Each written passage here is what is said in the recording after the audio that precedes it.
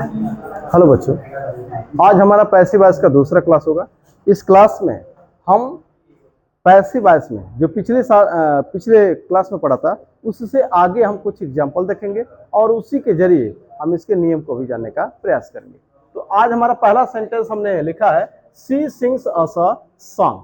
तो सबसे पहले हमको क्या करना है, ये देखना है कि अगर हमारा एक्टिव वॉइस सब्जेक्ट से शुरू है, एक्टिव वॉइस सब्जेक्ट से शुरू हुआ तो पैसिव वॉइस भी सब्जेक्ट से शुरू होगा। तो पहले हम इसको चिन्हित कर लें कि सब्जेक्ट क्या है। ये आपका सब्जेक्ट है, ये मेन वर्ब है, ये आपका ऑब्जेक्ट है, ये भी ऑब्जेक्ट है। तो दो ऑब्जेक्ट है यहाँ पे। तो अगर एक्टिव वॉइस आपका सब्जेक्ट से शुरू हुआ तो पैसिव वॉइस भी आपका सब्जेक्ट से शुरू होगा। एक्टिव वॉइस सब्जेक्ट से शुरू हुआ तो पैसिव वॉइस भी सब्जेक्ट से शुरू होगा। तो अब हम सबसे पहले यहाँ पे क्या लिखे, सब्जेक्ट। तो सब्जेक्ट क्या, कहां से, किसको सब्जेक्ट बनाए। देखिए हमने यहाँ पे लिखा है कि अगर एक्टिव वॉइस है पैसिव वॉइस में बदल रहा है तो एक्टिव वॉइस के सब्जेक्ट को क्या बनाना है, ऑब्जेक्ट, और एक्टिव वॉइस के ऑब्जेक्ट को क्या बनाना है, सब्जेक्ट। एक्टिव वॉइस का ऑब्जेक्ट ही सब्जेक्ट बनेगा, एक्टिव वॉइस का ऑब्जेक्ट बनेगा सब्जेक्ट। तो एक्टिव वॉइस के कितने सब्जेक्ट हैं, कितने ऑब्जेक्ट हैं, दो, अस और अ सॉन्ग, दो ऑब्जेक्ट हैं। अगर देखिए दो ऑब्जेक्ट हो, अगर एक्टिव वॉइस में दो ऑब्जेक्ट हो तो हमें कोशिश करनी चाहिए, कोशिश क्या करना चाहिए, बेहतर ये होगा कि हम सजीव ऑब्जेक्ट को यानी कि इनडायरेक्ट ऑब्जेक्ट को ही सब्जेक्ट बनाएं। हम बनाने के लिए दोनों में से किसी को भी बना सकते हैं। हम सजीव यानी कि डायरेक्ट ऑब्जेक्ट को भी सब्जेक्ट बना सकते हैं, हम निर्जीव और सजीव ऑब्जेक्ट यानी कि इनडायरेक्ट ऑब्जेक्ट को भी सब्जेक्ट बना सकते हैं। लेकिन बेहतर क्या है कि हम इनडायरेक्ट यानी कि सजीव ऑब्जेक्ट को ही सब्जेक्ट बनाएं। तो चलिए हम अस को बनाते हैं, हम अस को बनाते हैं यानी कि ऑब्जेक्ट को सब्जेक्ट बनाना है पैसिव वॉइस में, तो हम इसको सब्जेक्ट बनाते हैं। तो अगर हम सब्जेक्ट बनाएंगे इसको तो अस का क्या हो जाएगा, अस का क्या हो जाएगा, अस का हो जाएगा वी, अस के जगह पे हो जाएगा वी, ये हमारा सब्जेक्ट बनेगा। अब हमको क्या लेना है, हेल्पिंग वर्ब। तो हेल्पिंग वर्ब क्या होगा, ये देखिए लिखा है सब्जेक्ट प्लस वर्ब, वर्ब में यस यस आई यस, कौन सा टेंस है, प्रेजेंट इंडेफिनिट टेंस। तो देखिए अगर सब्जेक्ट प्लस वर्ब का first form yes yes I yes दिया हो या हेल्पिंग वर्ब के रूप में डू डज दिया हो, ये दोनों प्रेजेंट इंडेफिनिट बनाएंगे। तो प्रेजेंट इंडेफिनिट में हम क्या करते हैं, is are am, is are am में से कोई एक लगाते हैं। अगर एक्टिव वॉइस में सब्जेक्ट प्लस वर्ब का first form yes yes I yes बिना सहायक क्रिया के दिया है, ठीक है, सहायक क्रिया नहीं है अगर, तो ये वो प्रेजेंट इंडेफिनिट होगा। तो अगर सब्जेक्ट प्लस वर्ब का first form yes yes I yes दिया है या हेल्पिंग वर्ब डू डज दिया है तो हमको लगाना है इज आर एम, ये प्रेजेंट इंडेफिनिट टेंस है। तो हमको यहाँ पे इज आर एम में से एक को लिखना है, क्या लिखेंगे, वी के साथ आर। तो वी के साथ हमने यहाँ पे लिखा आर। अब देखिए हमने सब्जेक्ट लिखा, हमने हेल्पिंग वर्ब लिखा, अब हमको क्या लिखना है, V3, वर्ब का थर्ड फॉर्म। तो वर्ब का थर्ड फॉर्म मतलब सिंग का थर्ड फॉर्म। तो सिंग के थर्ड फॉर्म क्या होगा, सिंग फर्स्ट फॉर्म, सैंग आपका सेकेंड फॉर्म और संग आपका थर्ड फॉर्म, यानी कि ये V2 है, ये V3, हमको ये लिखना है। तो हम यहां पे लिखेंगे संग। आगे बढ़ेंगे, अब हम ये लिख लिए। अब हमको लिखना है ऑब्जेक्ट, कौन सा, एक्टिव वॉइस के जिस ऑब्जेक्ट को सब्जेक्ट नहीं बनाए, किसको नहीं बनाए, हमने इसको सब्जेक्ट बनाया, इसको सब्जेक्ट नहीं बनाया, तो इसको बिना परिवर्तन के लिख लेंगे। तो यहां पे लिखेंगे अ सॉन्ग। यहां पे अगर देखिए अगर हम सब्जेक्ट या ऑब्जेक्ट को हटाते हैं, जगह बदलते हैं या लिखते हैं, तो सब्जेक्ट या ऑब्जेक्ट को लिखते समय ध्यान देना चाहिए अगर उसके साथ ए एन या द लिखा हो यानी आर्टिकल दिया हो या कोई एडजेक्टिव दिया हो तो वो भी उसके साथ में ही लिखेंगे। तो यहाँ ए सॉन्ग है तो यहाँ भी ए सॉन्ग होगा, द सॉन्ग है तो यहाँ भी द सॉन्ग होगा, अ मेलोडियस सॉन्ग है तो यहाँ भी अ मेलोडियस सॉन्ग लिखेंगे। अब देखिए हमने क्या क्या लिखा, सब्जेक्ट लिखा, हेल्पिंग वर्ब, मेन वर्ब, दूसरा ऑब्जेक्ट जिसको सब्जेक्ट नहीं बनाया वो लिख लिया। अब हमको क्या लिखना है, बाय। तो यहाँ पे लिखेंगे क्या, बाय, और फिर ऑब्जेक्ट, कौन सा ऑब्जेक्ट, पैसिव वॉइस में कौन सा ऑब्जेक्ट, ये वाला, सब्जेक्ट के सब्जेक्ट को, एक्टिव वॉइस के सब्जेक्ट को ऑब्जेक्ट बनाए। तो एक्टिव वॉइस का सब्जेक्ट क्या है, सी, तो इसको यहाँ पे लिखेंगे, यानी बाय के बाद से कौन सा ऑब्जेक्ट होगा, बाय के बाद से सब्जेक्ट यानी एक्टिव वॉइस के सब्जेक्ट को ऑब्जेक्ट बना के लिखेंगे। तो इसको ऑब्जेक्ट बनाएंगे तो क्या हो जाएगा, हर, हर। अब ये हमारा सेंटेंस हुआ कंप्लीट। तो वी आर संग अ सॉन्ग बाय हर, ये आपका हुआ पैसिव वॉइस। दूसरी चीज, इसका हिंदी अर्थ क्या होगा? इसका हिंदी अर्थ ये है कि वह हमें एक गीत सुनाती है। और इसका हिंदी अर्थ क्या है कि उसके द्वारा, बाय हर मतलब उसके द्वारा हमें एक गीत सुनाया जाता है, हमें उसके द्वारा एक गीत सुनाया जाता है, उसके द्वारा। अब आते हैं, एक तो ये हमने बना लिया। देखिए, दो ऑब्जेक्ट है तो हम इसको भी सब्जेक्ट बना सकते हैं और इसको भी सब्जेक्ट बना सकते हैं। बेहतर तो यही है, लेकिन हम इसको भी बना सकते हैं। चल इसको भी बनाते हैं। तो हमने ए सॉन्ग को बनाया, ए सॉन्ग, हमने इसको सब्जेक्ट बनाया। अब हम आगे बढ़ते हैं। हेल्पिंग वर्ब, तो हेल्पिंग वर्ब क्या होगा? सब्जेक्ट प्लस वर्ब का first form yes yes I yes, या हेल्पिंग वर्ब के रूप में डू डज दिया है, तो हमको लिखना है is are am, passive voice में। तो ए सॉन्ग है तो क्या लिखना चाहिए? यहाँ पे वी था तो आर लिखा, इज आर एम में से एक को क्या लिखेंगे? ए सॉन्ग है तो लिखेंगे इज। यहाँ वी था तो आर लिखा, यहाँ ए सॉन्ग है एक वचन, यहाँ इज लिखेंगे। अब हमने ये लिखा सब्जेक्ट, हेल्पिंग वर्ब, वर्ब का थर्ड फॉर्म। तो वर्ब हमारा क्या है? सिंग, तो इसका थर्ड फॉर्म हो जाएगा संग। अब देखिए, दो बातें हैं। अगर दो ऑब्जेक्ट है, दो ऑब्जेक्ट, अगर एक्टिव वॉइस में दो ऑब्जेक्ट है और आपने निर्जीव को सब्जेक्ट बनाया, निर्जीव यानी कि डायरेक्ट ऑब्जेक्ट को सब्जेक्ट बना दिया। अगर दो ऑब्जेक्ट है और निर्जीव को सब्जेक्ट आपने बना दिया, यानी जिसको डायरेक्ट ऑब्जेक्ट बोलते हैं, तो आपको क्या करना है? आपको पैसिव वॉइस में V3 के बाद से क्या लिख देना है? टू लिखना है। अगर आपके पास दो ऑब्जेक्ट है और निर्जीव को सब्जेक्ट बना दिया, यानी कि डायरेक्ट ऑब्जेक्ट को सब्जेक्ट बना दिया, तो आपको वर्ब V3 के बाद से टू लगाना है। तो यानी आपको यहां पर लिखना है टू। अब हम आगे बढ़ते हैं, और क्या करना है? अब देखिए, हमने क्या क्या लिखा? ये लिखा helping verb, main verb, object. कौन सा? एक्टिव वॉइस के जिस ऑब्जेक्ट को सब्जेक्ट नहीं बनाया। तो किस ऑब्जेक्ट को सब्जेक्ट नहीं बनाया हमने? यहाँ पे ये दो थे, इसको हमने सब्जेक्ट बनाया, इसको सब्जेक्ट नहीं बनाया, तो इसको लिखेंगे। लेकिन अब यहाँ पे कोई बदलाव नहीं हुआ। देखिए, पैसिव वॉइस में जब हम जगह बदलते हैं, सब्जेक्ट को ऑब्जेक्ट बनाते हैं, ऑब्जेक्ट को सब्जेक्ट बनाते हैं, तो उसका स्वरूप बदलता है, लेकिन नाउन का स्वरूप नहीं बदलता है। लेकिन यहाँ पे अस, अगर हम इसको यहाँ सब्जेक्ट बनाए, इसको जब सब्जेक्ट बनाए तो अस का हो गया वी। लेकिन यहाँ पे देखिए, ये वर्ब के बाद था, वर्ब के पहले आ गया। यहाँ भी वर्ब के बाद है, यहाँ भी वर्ब के बाद ही लिख रहे हैं, यानी कि इसकी जगह बदली नहीं है। यहाँ पे इसकी जगह बदल गई थी तो हमने यहाँ पे इसको वी बना दिया। यहाँ पे जगह नहीं बदल रही, वर्ब के बाद था, वर्ब के बाद ही लिख रहे हैं, इसलिए इसमें कोई परिवर्तन नहीं होगा। अस को असी लिखेंगे। अब आगे बढ़ेंगे। ये लिखा, ये लिखा, ये लिखा और ये भी लिख लिया। अब हमको लिखना है बाय। और ऑब्जेक्ट कौन? एक्टिव वॉइस के सब्जेक्ट को ऑब्जेक्ट बनाए। तो एक्टिव वॉइस का सब्जेक्ट क्या है? सी। तो सी को जब ऑब्जेक्ट बनाएंगे तो क्या हो जाएगा? हार। तो ये हो गया आपका पैसिव वॉइस।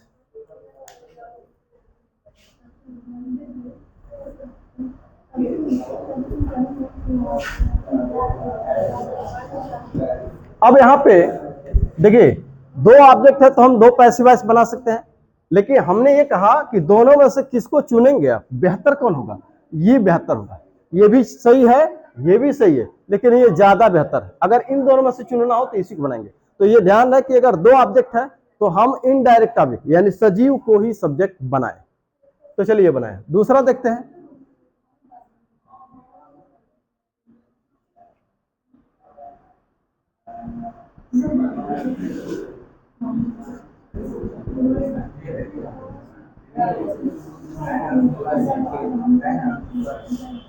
अब अगला सेंटेंस है he sent a letter to me. He sent a letter to me. अब इसको कैसे बनाए? सबसे पहले हम सब्जेक्ट वर्ब ऑब्जेक्ट को पहचाने। तो ये आपका सब्जेक्ट हुआ, ये आपका V2 हुआ, ये आपका ऑब्जेक्ट हुआ। एक ऑब्जेक्ट ये भी है, लेकिन ये ऑब्जेक्ट किसका है? ये इसका ऑब्जेक्ट है। ध्यान रहे, अगर ये देखिए, ये प्रीपोजिशन के बाद आया, यहां पे क्या था?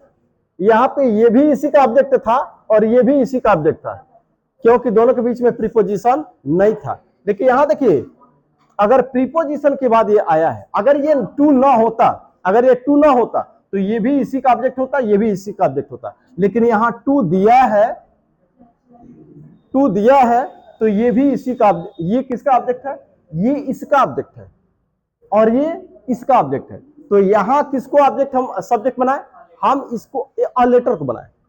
अगर दो ऑब्जेक्ट है, देखिए अगर एक ही होता ऑब्जेक्ट, अगर केवल यही होता तो हमारी मजबूरी थी हम इसको सब्जेक्ट बनाते, लेकिन एक विकल्प हमारे पास और है, इसलिए यहां पे हम इसको सब्जेक्ट बनाएंगे, इसको सब्जेक्ट नहीं बनाएंगे।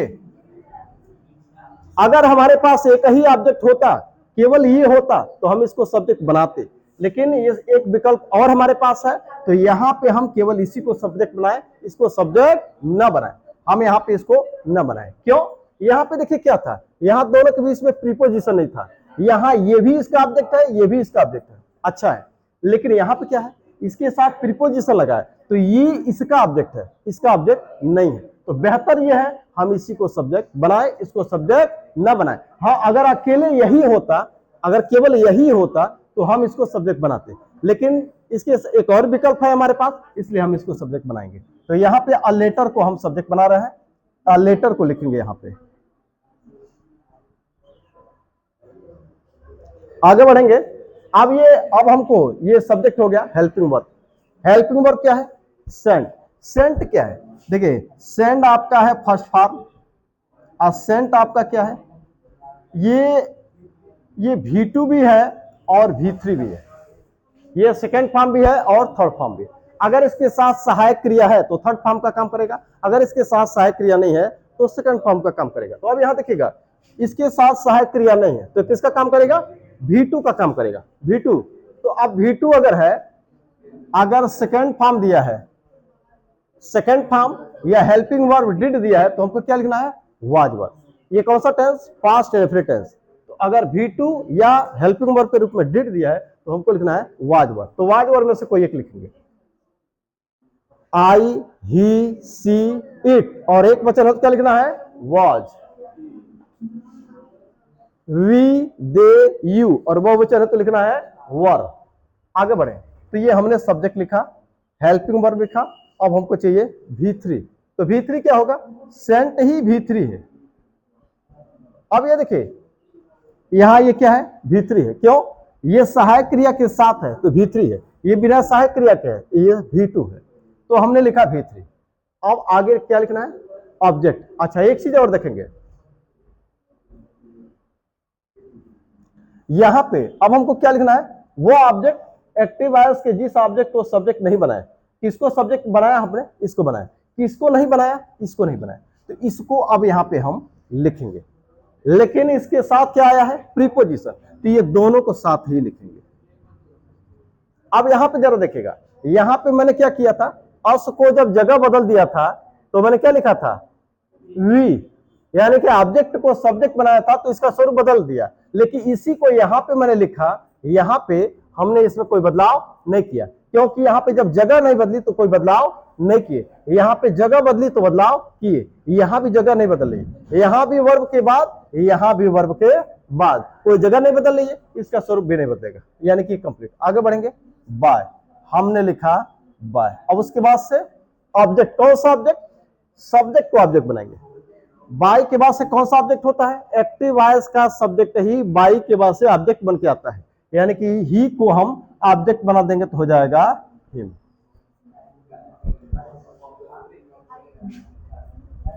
अगला सेंटेंस हम देखते हैं। तो यहां पे देखिए, हमने कहा यहां पे देखिए हमने दोनों को सब्जेक्ट बना करके दो पैसिव वॉइस बनाया। यहां पे मैं कहूंगा कि अगर हमारे पास दो ऑब्जेक्ट है और एक ऑब्जेक्ट के पहले प्रीपोजिशन है तो इसको हम सब्जेक्ट न बनाएं, दूसरे को बनाएं। हाँ, अगर एक ही होगा तो उसको हम बनाएंगे, जरा उसको भी देखें।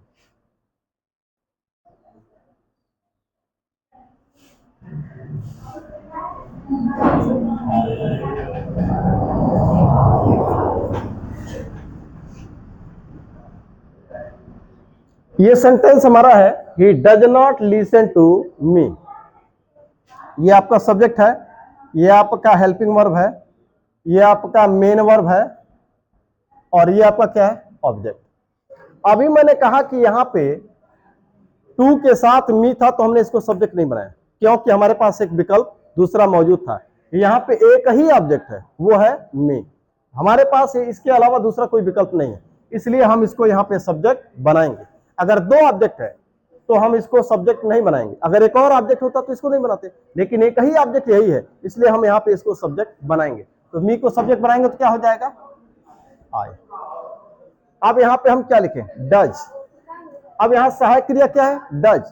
तो हमको हेल्पिंग वर्ब क्या लिखना है, अगर सब्जेक्ट दिया हो और वर्ब का फर्स्ट फॉर्म में यस यस आई यस लगाओ, यानी बिना सहायक क्रिया के सब्जेक्ट प्लस वर्ब का फर्स्ट फॉर्म दिया हो, यस यस आई यस लगा हो, वो अच्छा है सहायक क्रिया के रूप में डू डज दिया हो, तो पैसिव वॉइस में क्या लगाते हैं, इज आर एम। तो यहाँ पे इज आर एम से को लिखेंगे। तो ही के साथ डज है तो आई के साथ क्या होगा, इज आर एम से। एक मिनट, आई के साथ इज आर एम से क्या होगा, इज आर एम। क्या होगा, एम। यहाँ पे क्या हो जाएगा, एम। अब यहाँ पे हेल्पिंग वर्ब के बाद से नॉट है, तो यहाँ भी हेल्पिंग वर्ब के बाद से नॉट होगा। अगर एक्टिव वॉइस में हेल्पिंग वर्ब के बाद से नॉट है तो पैसिव वॉइस में भी हेल्पिंग वर्ब के बाद से नॉट होगा। और अगर डजंट दिया हो तो, डजंट या डोंट दिया हो तो आप क्या लिखेंगे, यहां पे यहां भी देखिए डजंट या डोंट दिया है तो आप इजंट या आरंट लिख सकते हैं शॉर्ट में, अच्छा है तो is not, are not, am not लिख सकते हैं। देखिए डजंट और डोंट का मतलब, डजंट मतलब डज नॉट, डोंट मतलब डू नॉट। तो आप चाहे तो यहाँ पूरा पूरा नॉट लिख लीजिए, और नहीं तो आप जैसे अगर ये शॉर्ट में दिया तो आप चाहे तो वो भी शॉर्ट में लिख लीजिए, और नहीं तो आप पूरा पूरा लिख लीजिए, is not, are not, am not. यहाँ नॉट है, यहाँ भी नॉट लगाया। अब हमको क्या चाहिए, ये लिखा, ये लिखा, V3। तो लिसन है तो इसका थर्ड फॉर्म क्या हो जाएगा, लिसेंड। अब देखिए, अब हमको क्या लिखना है, ये तो हमने ऑब्जेक्ट सब्जेक्ट बना दिया, यहां पे बच रहा है क्या, टू।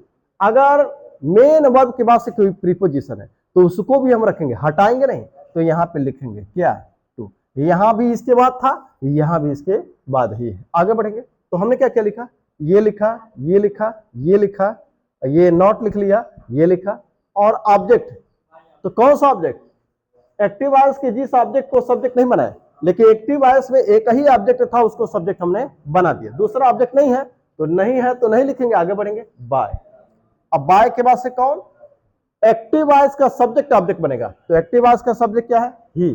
बाय के बाद से एक्टिव वॉइस के सब्जेक्ट को ऑब्जेक्ट बना के लिखेंगे, तो ही को ऑब्जेक्ट बनाएंगे, हो जाएगा हिम। तो ये रहा, आगे बढ़ते हैं।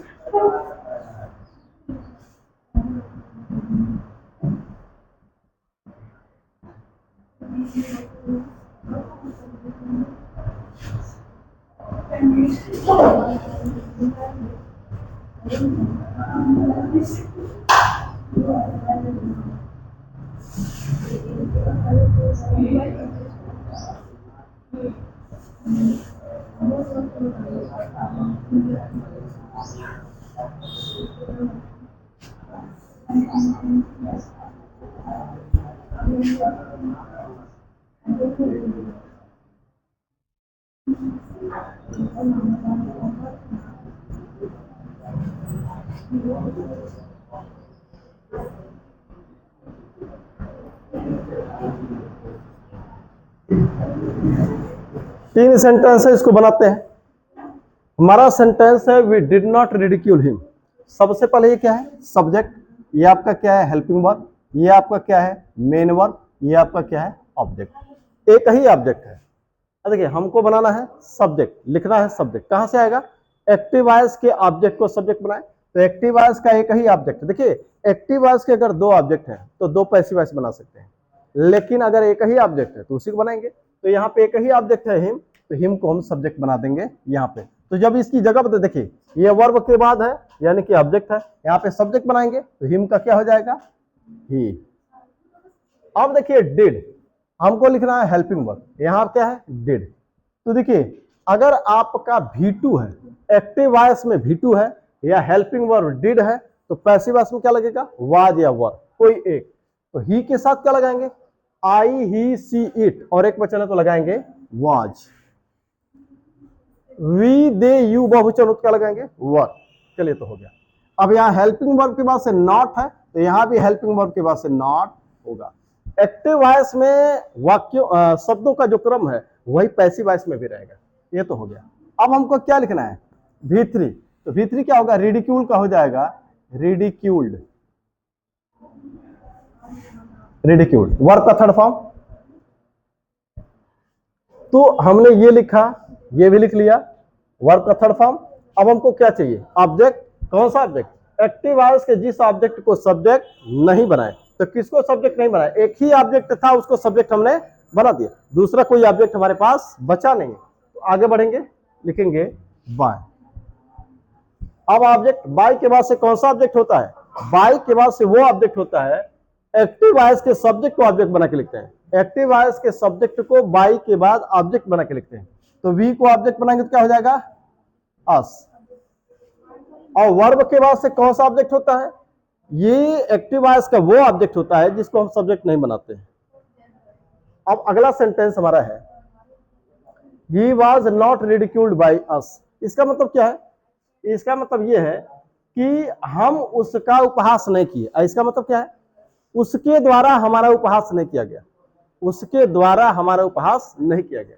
जरा यहां देखिए, यहां लिखा है do they not help us, do they not help us. इसको देखते हैं, यहां पे देखिए इसकी शुरुआत कैसे हुई है, हेल्पिंग वर्ब से। ये आपका हेल्पिंग वर्ब है, ये आपका सब्जेक्ट है, ये आपका वर्ब है, ये आपका ऑब्जेक्ट है। तो ये देखिए, तो अगर एक्टिव वॉइस शुरू हुआ हेल्पिंग वर्ब से, तो पैसिव वॉइस भी शुरू होगा किससे, हेल्पिंग वर्ब से। अगर एक्टिव वॉइस शुरू हुआ हेल्पिंग वर्ब से, तो पैसिव वॉइस भी शुरू होगा हेल्पिंग वर्ब से। तो अब यहां अगर हेल्पिंग वर्ब है, तो यहां भी हेल्पिंग वर्ब ही होगा, लेकिन किसके अनुसार होगा, सब्जेक्ट के अनुसार। तो हम हेल्पिंग वर्ब बाद में लिखेंगे, पहले हम सब्जेक्ट तय कर लेंगे, सब्जेक्ट क्या होगा। तो एक्टिव वॉइस के ऑब्जेक्ट को सब्जेक्ट बनाएंगे, एक ही ऑब्जेक्ट है, तो अस को सब्जेक्ट बनाएंगे तो क्या हो जाएगा, वी हो जाएगा। तो हमने वी को सब्जेक्ट बनाया।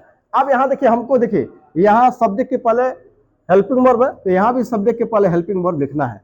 तो अब सवाल ये है कि अगर एक्टिव वॉइस में हेल्पिंग वर्ब डू डज है, तो क्या होगा पैसिव वॉइस में, is are M.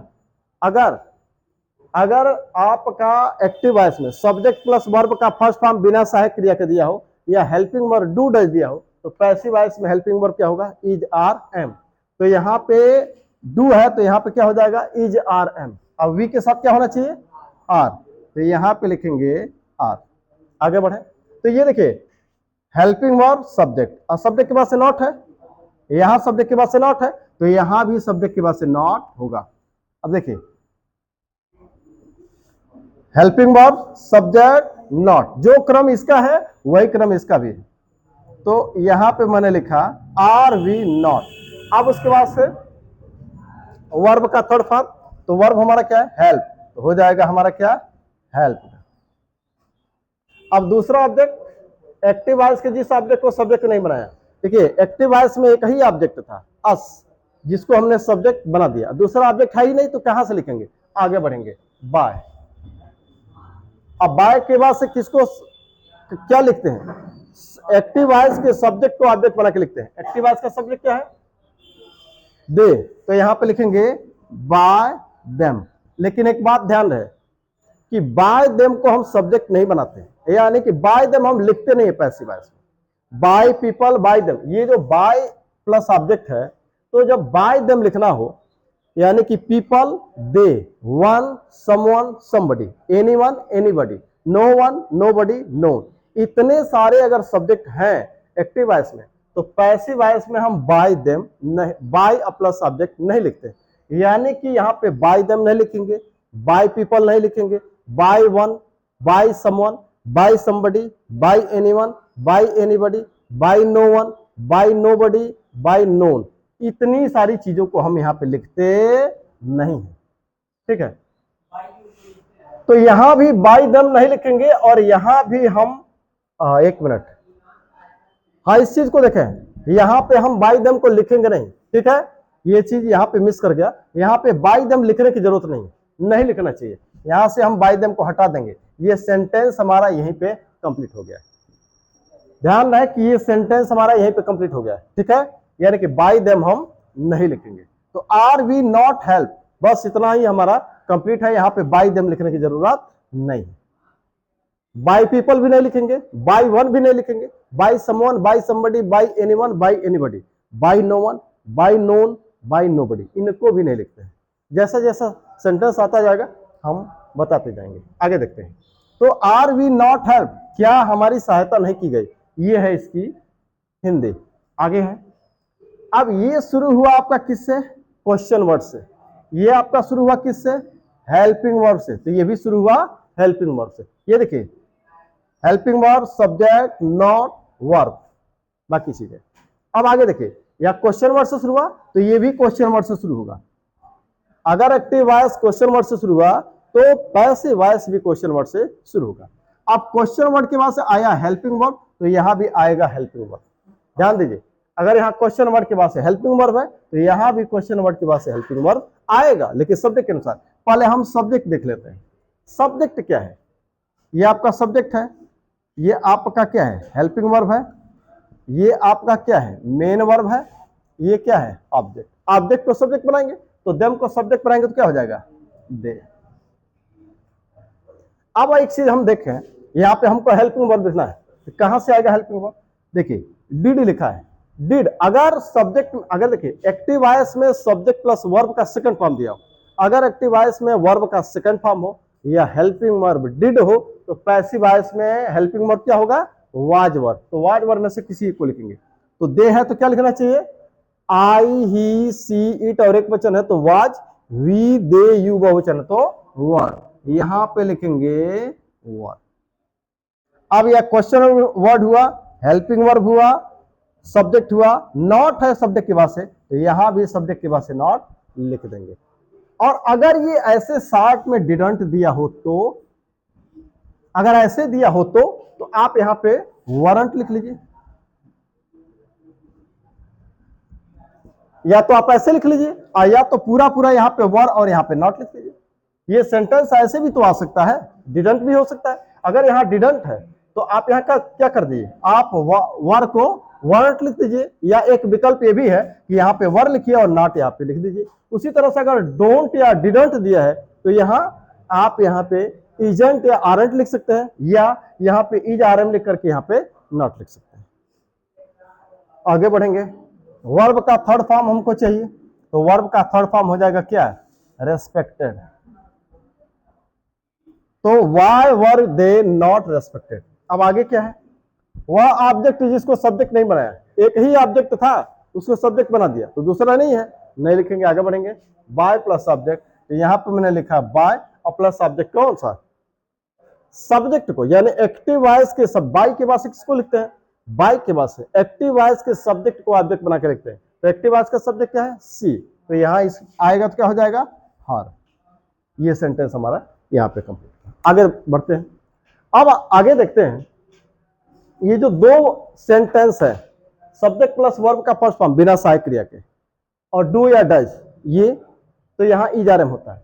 Subject plus V2 या डिड हेल्पिंग वर्ब, तो वहां होता है वाज वर्ब। इसके अलावा जितने भी हेल्पिंग वर्ब होते हैं, जितने हेल्पिंग वर्ब होते हैं, वो उसी टेंस के, वो जिस टेंस के हेल्पिंग वर्ब होते हैं, उसी टेंस के हेल्पिंग वर्ब को हम पैसिव वॉइस में भी सब्जेक्ट के अनुसार उतार लेते हैं। आगे देखेंगे,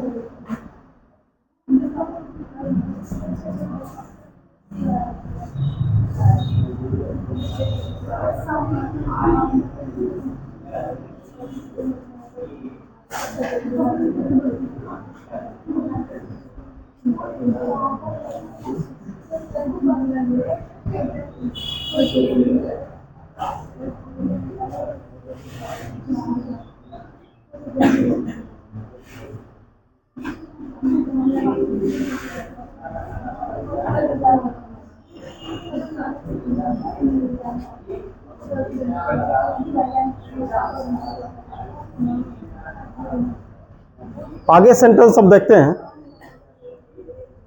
अगला सेंटेंस है ही इज नॉट डिसीविंग अस। लिखा है ही इज नॉट डिसीविंग अस।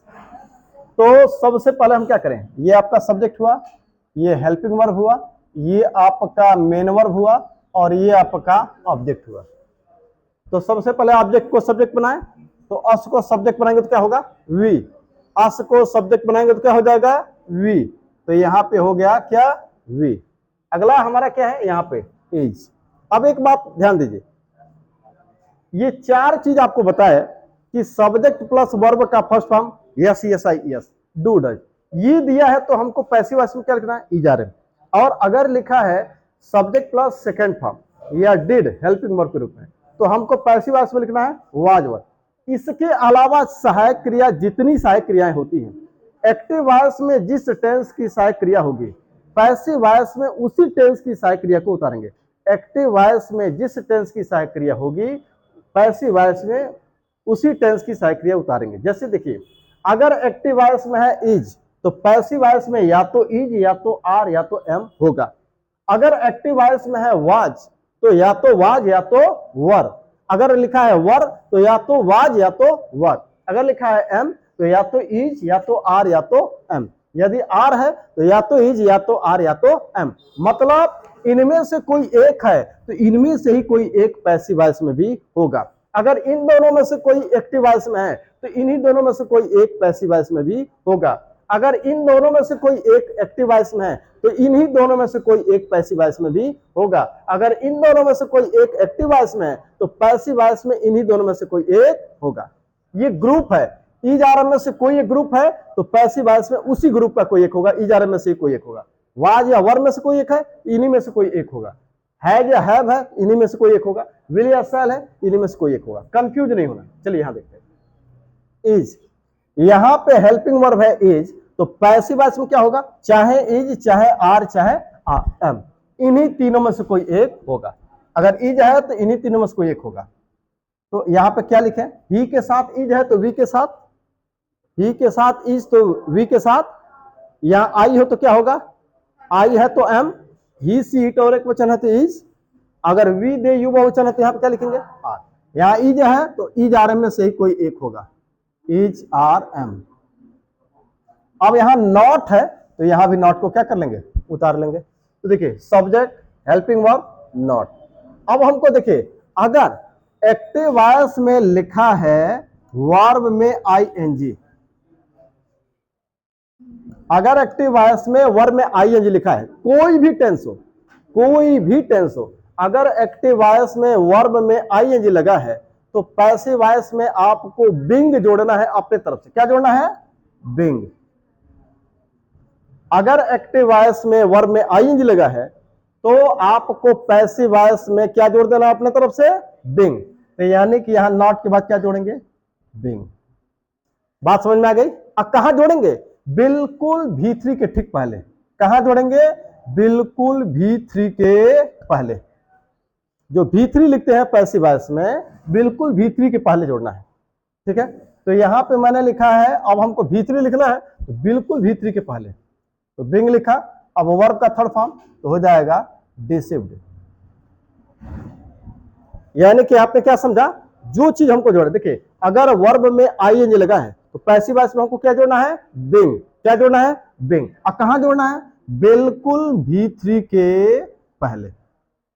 जो भी जोड़ेंगे बिल्कुल V3 के पहले। आगे बढ़े, तो ये हमने लिखा ऑब्जेक्ट, कौन सा, जिसको सब्जेक्ट नहीं बनाया। एक्टिव वॉइस के जिस ऑब्जेक्ट को सब्जेक्ट नहीं बनाया।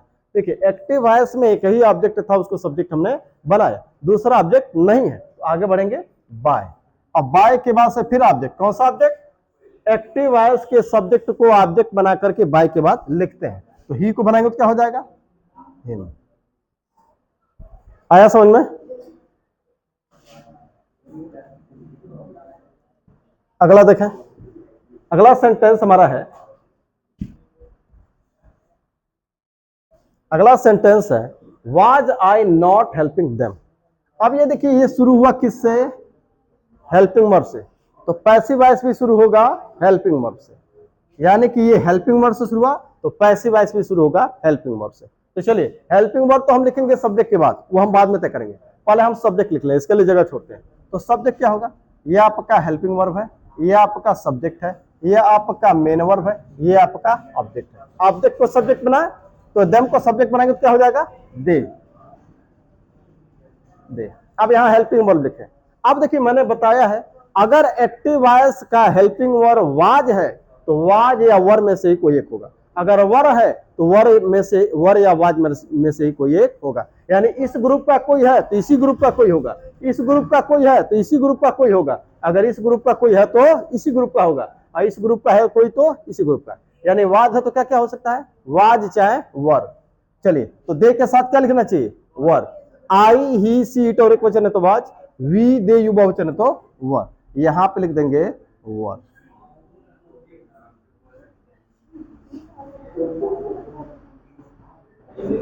तो देखिए आपका हुआ हेल्पिंग वर्ब सब्जेक्ट, और सब्जेक्ट के बाद से क्या है? नॉट। तो यहां भी सब्जेक्ट के बाद से not.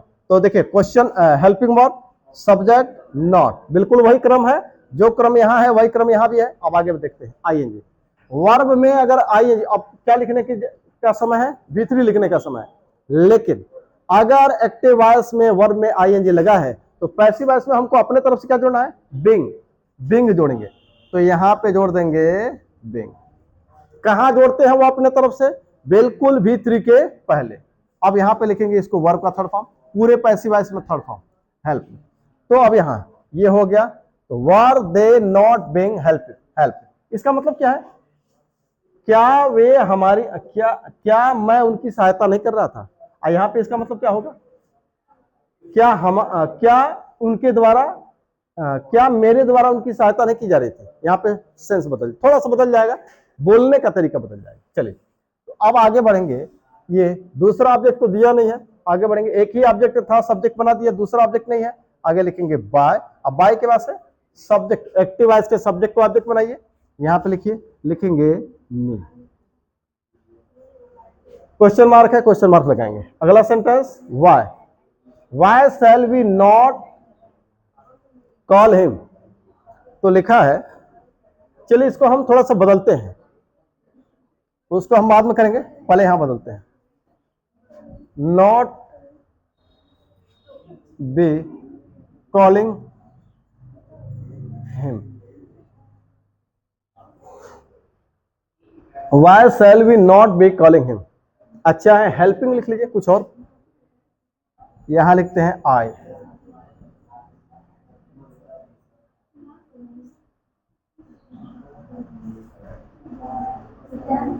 Y shall I not be teaching him.